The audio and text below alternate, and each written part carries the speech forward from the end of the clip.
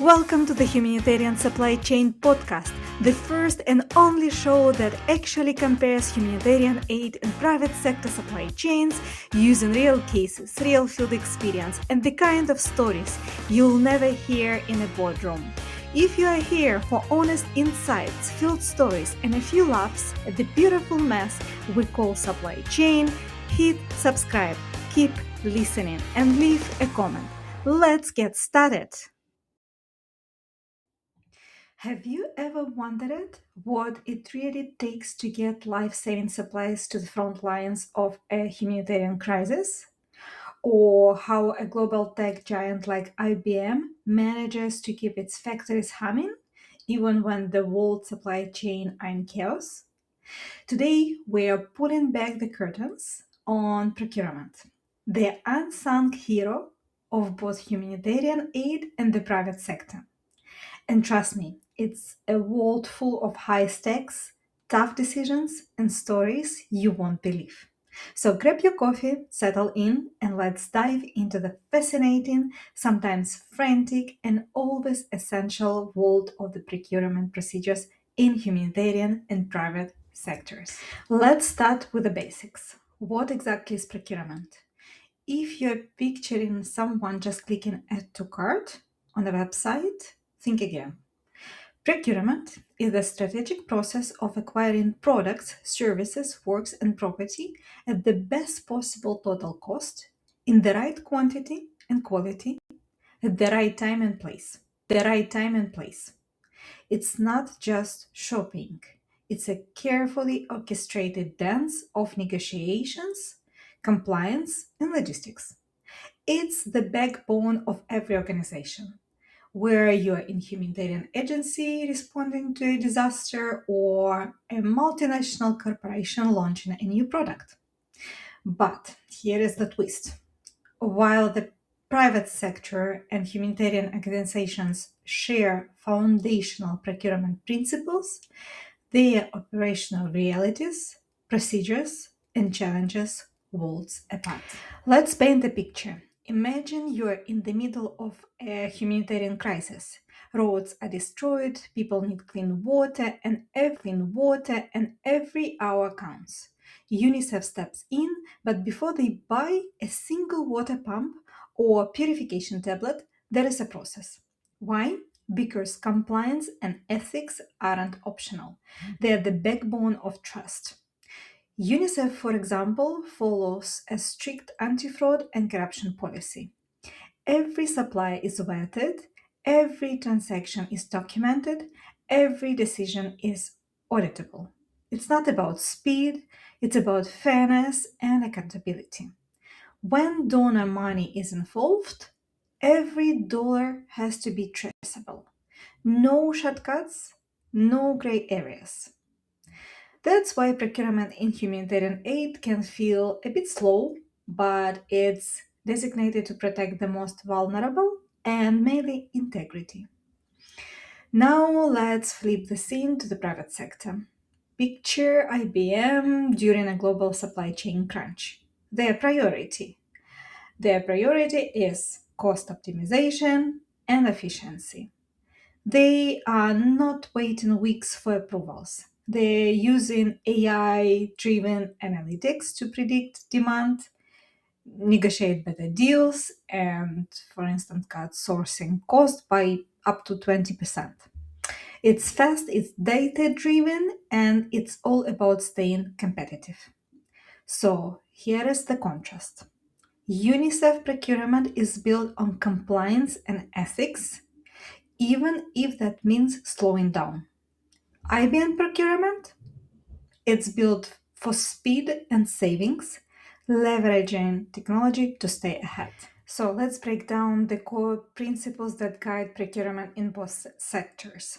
In humanitarian aid, the priorities are crystal clear. Compliance, everything must follow donor rules and internal procedures to the letter. Transparency, detailed records and audit trails are kept to anyone so they can see how funds are used. Value for money, It's about finding the right balance between cost, quality, and speed of delivery. Ethics. Fair competitions, anti corruption measures, and ensuring suppliers are diverse and treated fairly. Now, if we look at the private sector, the principles sound similar, but the focus shifts. Cost optimization, getting the best value for every dollar spent. Supplier performance, building strong long term partnership and ensuring reliable delivery. Efficiency, streamlining processes, often with digital tools to save time and money.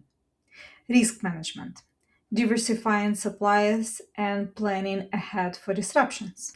So, while both worlds care about accountability and results, the way they prioritize these goals can look differently.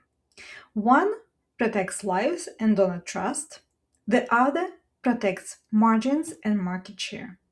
And that's the fascinating part. Same principles, completely different priorities.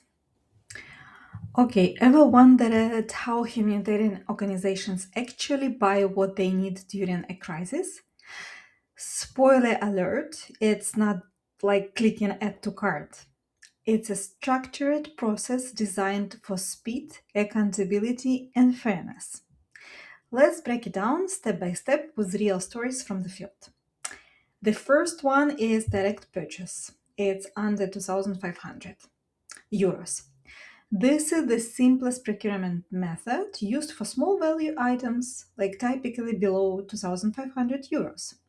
It allows field teams to buy goods or services directly from a local supplier without the need for lengthy tendering or competitive bidding. Think of it as the humanitarian equivalent of running to the store, but with the paperwork.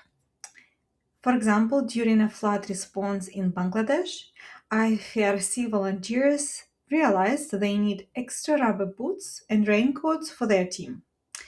Since the total cost was well below the threshold, the local logistics officer made a direct purchase from a nearby market, allowing the team to stay dry and continue their work without delay. Another example, in remote Médecins Sans Frontières clinic in the Democratic Republic of Congo, the solar-powered refrigerator for vaccines broke down. The local team sourced a replacement part from a hardware store in the nearest town. The cost was under 2,500, so the purchase was made directly with the invoice and payment method recorded in the project's procurement log. Now let's talk about bigger purchases: medical kits, construction materials, and more. This threshold requires formal competition. And how does it work? First, written quotation request. The team sends written requests for quotations to at least 3 suppliers. Even when time is short, this ensures a fair and competitive process. Then they prepare assessment table. All offers are compared side by side: price, quality, quantity, delivery time, and compliance. Then they make joint decision. Program managers and logistics staff make the decision together, ensuring it meets operational needs and program goals. Then comes HQ approval. For purchases over 10,000 euros, headquarters they must sign off, adding an extra layer of oversight. Documentation. Every step is recorded for transparency. For example, in Somalia, Action Against Hunger needed to procure water tanks for a new nutrition center. The value was 15,000 euros, too high for direct purchase, but not enough for a full open tender. The logistics team sent written quotations requests to 5 local suppliers, compared offers, and made a joint decision with program managers. Since the amount was over 10,000, HQ approval was obtained before finalizing the contract. During a cholera outbreak in Yemen, the ICRC needed to quickly source hygienic kits worth of 40,000. They used a negotiated procedure inviting three pre-screened suppliers to submit written quotations. After evaluating quality and delivery speed, the best supplier was chosen and kits were delivered within days. Save the Children field office in Ethiopia needed to contract a local construction company to build latrines for a refugee camp. The contract value was 60,000. The procurement team invited proposals from four companies, compared them, and made a joint decision with program managers. HQ approval was secured before signing. Why does the negotiated procedure matter? First, its flexibility. Move quickly, especially in emergencies, while ensuring competition and value for money. Transparency. Multiple suppliers are considered and every step is documented. Quality. Negotiation helps clarify requirements and secure the best possible outcome. Oversight. Headquarters approval adds accountability. Negotiated procedures is the humanitarian sector's middle ground, faster than a full tender, safer than a direct purchase. Now, picture this: you are leading a humanitarian project and you need to make a big purchase, maybe hundreds of hospital beds or a fleet of vehicles for disaster response. So, how does it work? First of all, the organization publishes a call for tender in national media. For instance, newspapers, official websites, sometimes even radio or TV. Interested suppliers receive a detailed package outlining requirements, specifications, and evaluation criteria. Then the suppliers submit sealed bids by a set deadline, and all bids are opened in a formal session, often with witnesses present. Evaluation is done by the committee, and all offers are reviewed using a standardized assessment table. The best offer is chosen based on published criteria. The decision is documented and contracts are signed. Every step is recorded and subject to audits. For example, IFRC needed to buy ambulances for a national disaster response program in Kenya. The value was 140,000 and they used a national open tender. They advertised in newspapers and online and selected the supplier offering the best combination of price, reliability, and after sales service. So, why does the national open tender matter? First of all, it's fairness. Every qualified supplier gets a chance to compete. Secondly, it's transparency. The process is open, fully documented. Value for money. Competition drives prices down and improves quality. Accountability. Large purchases are audited to ensure responsible use of donor funds.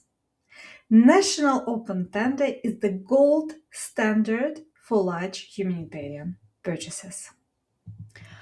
Okay, now let's talk about the highest threshold, the international open tender. Imagine you need to buy a massive consignment, hundreds of thousands of vaccines, a fleet of vehicles, or even build a new field hospital. So, how does it work? First of all, it's global announcement. The organization publishes the call for tender in international media, official websites, global procurement platforms, and trade publications. Then, interested suppliers receive a comprehensive package detailing requirements, technical specification, and evaluation criteria. Then, the suppliers from around the world submit sealed bids by a set deadline. All bids are opened in a formal, transparent session. An evaluation committee reviews all offers using a standardized assessment table. The best offer is chosen based on published criteria, and the decision is documented and contracts are signed.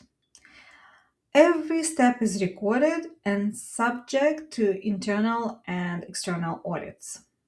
For instance, UNICEF often handles massive procurements. Think of vaccines for global immunization campaigns. In one case, they needed to secure hundreds of thousands of doses for multiple countries. The value? Well, it was above 150,000, which means the international open tender process kicks in. UNICEF published the tender globally, shared a detailed tender dossier, and suppliers from around the world submitted sealed bids. These bids were opened in a formal, transparent session, often with observers. They were present to ensure the fairness. An evaluation committee compared every offer, and the best was selected based on published criteria. Contracts were signed, and every step was recorded for audits. So, why does the international open tender matter? First of all, it's global competition. It attracts the best suppliers from around the world. Then it's transparency. Every step is open and documented. It's also value for money because large scale competition means the best possible price and quality. Then it's accountability. Major purchases are audited to ensure responsible and ethical use of funds. So, international open tender is the ultimate safeguard for transparency and value. Another important method is the restricted tender, also known as pre-qualified supplies. This usually applies to supplies valued between 100,000 euro and 149,999 euro. A restricted tender is sent only to contractors, sellers, or vendors who have already been pre-qualified through a rigorous screening process. These are the companies that have proven their reliability, ethics, and capacity to deliver, often in the toughest conditions. How does it work? The evaluation committee prepares and approves the tender dossier, including selection criteria. The tender dossier is sent to pre selected candidates. The best offer is chosen from among these candidates. Results are presented and approved by the evaluation committee and then sent to HQ. All documentation is archived according to the strict procedure.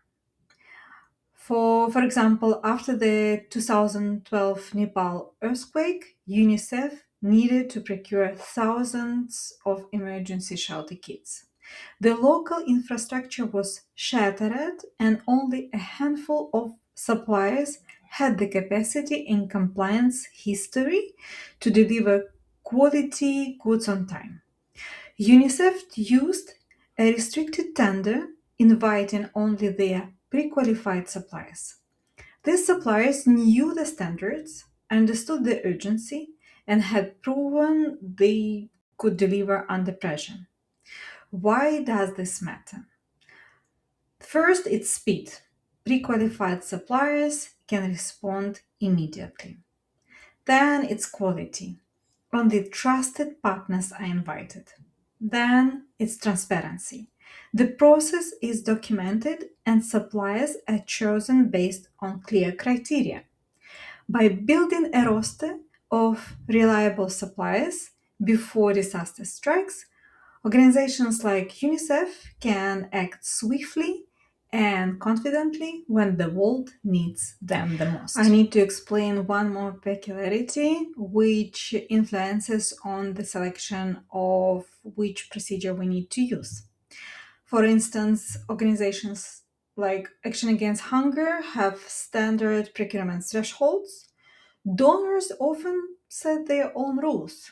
For example, under US federal rules, think of OFDA or Food for Peace, a negotiated procedure kicks in at 3,000 and a national open tender is required from 150,000 euros. Yeah? The German government's GSZ agency wants a negotiated procedure from just 1,000 euro. So donor rules can change. That's why it's essential to check for updates with your headquarters. And if you need to apply your organization's threshold instead, you always need to ask for exemption in our proposal. So, all right, let's shift gear and talk about the private sector because here procurement plays a different set of rules. The name of the game: speed, efficiency, and cost saving. For small needs, it's simple: direct purchase. Picture a tech startup that needs new laptops. The office manager compares prices online, finds the best deal, and buys them. Done. No committee, no weeks of paperwork. For bigger or recurring needs, companies use negotiated procedure. Think of a manufacturer sourcing packaging. They'll talk to three suppliers, review proposals, and lock in the best deal for the year. Then there is open tenders, common for big projects. A city government building a new bridge. They'll invite multiple bids, weight price, experience, and technical merit, and pick the winner. Global players like Apple take it further with international tenders for components. They invite suppliers worldwide and enforce strict standards through their supplier responsibility program. And for specialized needs, restricted tenders. A pharmaceutical company launching a new packaging line might only invite trusted, requalified suppliers. So you will probably ask which one is easier: humanitarian procurement or private sector procurement? Honestly, the private sector wins on simplicity. Why? It's fewer external compliance constraints, great autonomy in supplier selection and negotiation, streamlined tech driven processes, and a laser focus on efficiency and cost with way less paperwork. Now, humanitarian procurement. That's a different story. Multiple layers of compliance, donor rules, internal policies, legal frameworks, extensive documentation and audit trails, strict thresholds and procedure for every purchase, and let's not forget the urgency and unpredictability of crisis situation. Sounds tough, right? But here's the thing: the complexity is there for a reason. It's about accountability, transparency, and making sure every dollar, euro, or shilling is spent wisely and ethically. When lives are on the line, you can't cut corners. So, yes, private sector procurement is easy, but humanitarian procurement, it's harder because it matters. Procurement is so much more than just buying stuff. It's about strategy, ethics, and impact. Whether you are saving lives in a crisis or building the next big thing in business. So, the next time you see a shipment of relief supplies arriving in a crisis zone or a new product hitting the shelves, remember, behind the scenes, there is a team of procurement professionals making it all happen. We are unsung heroes balancing the speed, compliance, and integrity so that every dollar does the most good. That's all for today's episode of the Humanitarian Supply Chain Podcast. I'm Irina Lukyanova and thank you for joining me. I hope you found my explanations and examples insightful and thought provoking. If you enjoyed this episode, don't forget to subscribe, leave a review, and share it with a friend. Your support helps me to reach more listeners and keep these conversations going. If you have questions or ideas for future topics, connect with me on social media or send me an email. I'd love to hear from you. Next week, we are going to explore types of supply chains in humanitarian aid and the private sector. So stay tuned. Bye bye.